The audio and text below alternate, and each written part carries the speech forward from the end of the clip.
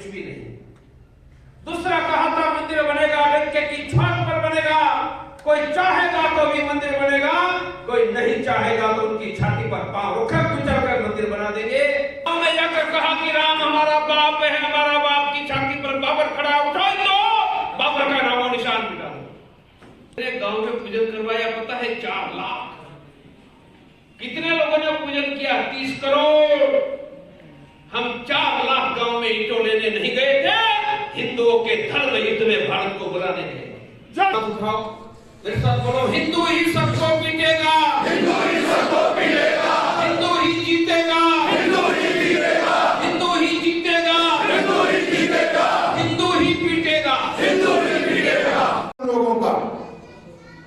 तो इसलिए अपने बच्चों को जरूर दिखाइए, सिखाइए, पढ़ाइए कि हमारा सनातन है क्या। लोग कहते हैं कि हमारा हिंदू धर्म जब सृष्टि बनी तब बना। मैं कहता हूं ये झूठ है। इस सृष्टि से पहले भी महाकाल थे, शिव थे, शंकर थे। तो इसका मतलब हमारा सनातन इस सृष्टि से पहले भी था। मानते हैं आप लोग या नहीं मानते?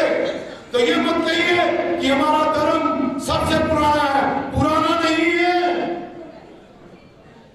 अगर शिव को सनातन मानते हो तो इस सृष्टि के जनक हैं हम सनातनी। कोई 5000 साल पहले आया, कोई 1200 साल पहले आया। हम सनातनी जनक हैं। हम भगवान शिव वाले हैं।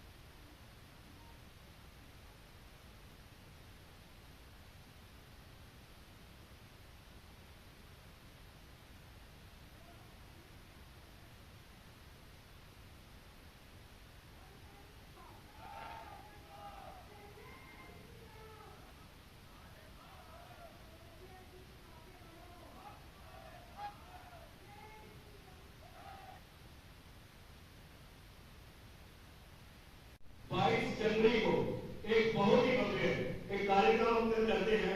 21 जनवरी को हमारी एक रथ यात्रा निकली है। भगवान श्री राम जी का स्वरूप बनाकर हम पूरे इलाके में इसको ये शोभा यात्रा को घुमाते हैं। ये बहुत बड़ी एक बात है जिससे हमारा जो मूल हमारा बच्चा है वो भी सनातन की तरफ निकले। क्योंकि ये चीजें हमने अपनी दादी जी से सीखी थी। क्योंकि बचपन में वो भी हमें ऐसे ही प्रभात फेरियों के माध्यम से हमें ये लेके जाते थे। और इस बार हमने रामायण कथा भी रखी हुई है। और रामायण कथा हर एक चीज हमारा ये रहता है कि हर एक पंचायत स्तर पर प्रभात फेरियां जो है वो हर पंचायत स्तर पर होनी चाहिए। और इसके लिए जनवरी 1 से हमारा प्रयास रहेगा जगह जगह मीटिंग करके सनातन को आगे बढ़ाने का जो प्रयास है वो आपकी राह पर जैसे आपको मार्गदर्शी समय तक हम भी जो है उसके लिए निकले हैं लोगों का। तो इसलिए अपने बच्चों को जरूर दिखाइए, सिखाइए, पढ़ाइए कि हमारा सनातन है क्या। लोग कहते हैं कि हमारा हिंदू धर्म जब सृष्टि बनी तब बना। मैं कहता हूं ये झूठ है। इस सृष्टि से पहले भी महाकाल थे, शिव थे, शंकर थे। तो इसका मतलब हमारा सनातन इस सृष्टि से पहले भी था। मानते हैं आप लोग या नहीं मानते? तो ये मत कहिए कि हमारा धर्म सबसे पुराना है। पुराना नहीं है। अगर शिव को सनातन मानते हो तो इस सृष्टि के जनक हैं हम सनातनी। अपनी जमीनें, अपनी दुकानें, अपने घर बेच रहे हैं। किसको बेच रहे हैं आप सब जानते हैं। मैं किसी जाति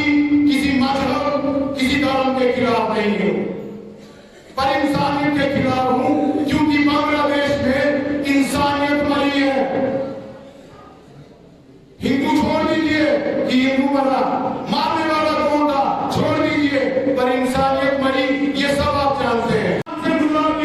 47 हो गया, 13 साल बच्चे निकालूंगा, पर याद रखना आपके बच्चों के लिए यहाँ निकलना मुश्किल हो जाएगा। सहमत हो तो हाथ करेगा तो, और ये होने वाला है, ये होने वाला है। अगर अब भी आप लोग नहीं सुधरे, अब भी अगर आप लोग नहीं सुधरे, अगर अपनी दुकानें किराए पे देना, अपने घर किराए पे देना बंद नहीं किया, जिनके दिलों में हिंदुस्तान के लिए आग नहीं है, वो लोग कदम उठाएंगे तो याद रखिए, संरक्षण देना बंद कर दीजिए लोगों को। मंदिर वही, बाबर का नाम के भारत में कुछ भी नहीं।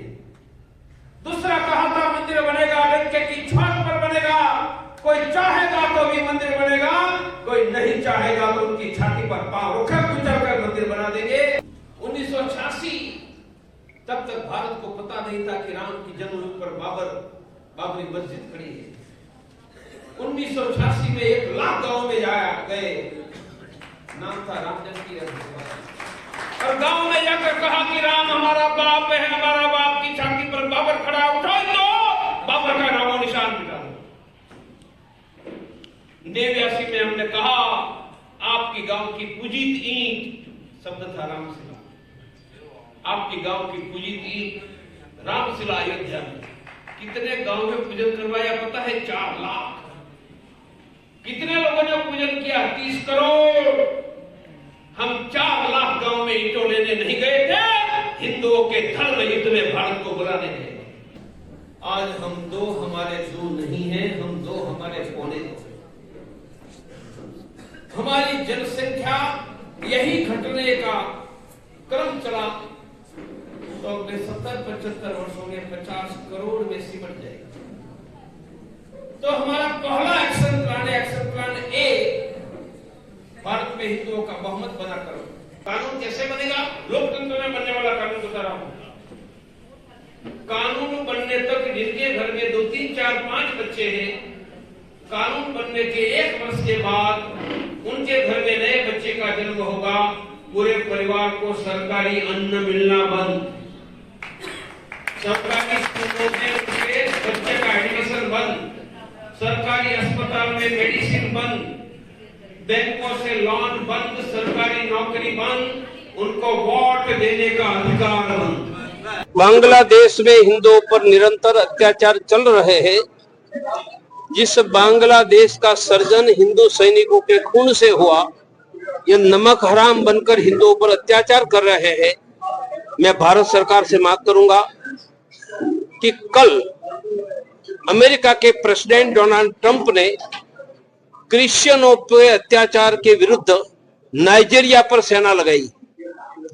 जो अमेरिका का प्रेसिडेंट ट्रंप क्रिश्चियनों की रक्षा के लिए हजारों किलोमीटर दूर नाइजीरिया में सेना लगा सकता है, तो हिंदुओं के रक्षा के लिए बांग्लादेश में भारत की सेना क्यों नहीं? बंद करो बांग्लादेश का नमक चावल, गंगा ब्रह्मपुत्र का पानी, फिर भी अत्याचार नहीं मिटते हैं। तो अमेरिका ने जो किया, यह बांग्लादेश पर करके भारत के दुनिया के नक्शा पर से बांग्लादेश का नामो निशान मिटा देना चाहिए, यह मेरा आग्रह है। और इस मुद्दे को लेकर पूरे देश में अंतर्राष्ट्रीय हिंदू परिषद भी आवाज उठा रही है। भारतवर्ष में आपने जो आज बात कही है, जिस तरह से अगर आप मेडिकल कॉलेज की बात करें, हमारे अपने बच्चों की बात करें, यहाँ पे उनको एडमिशन वगैरह की बात करो, आपने लोगों को जागरूक किया, तो राज्य सरकार या गवर्नर सरकार को क्या संदेश देंगे आप? गवर्नर को कहेंगे कि वैष्णव देवी श्राइन बोर्ड की मेडिकल कॉलेज में मुसलमानों का एडमिशन कैंसल करे। नया एडमिशन सिर्फ जम्मू के हिंदू बेटी बेटियों को दिया जाए। मैं देश का नेता पूरे देश की बात नहीं करता हूं।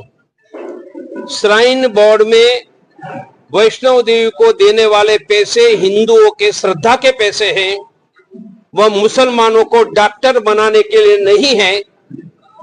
यदि यह कर रहे हैं तो लेफ्टिनेंट गवर्नर 114 करोड़ हिंदुओं की भावना का अपमान कर रहे हैं। बहुत बहुत धन्यवाद आपका।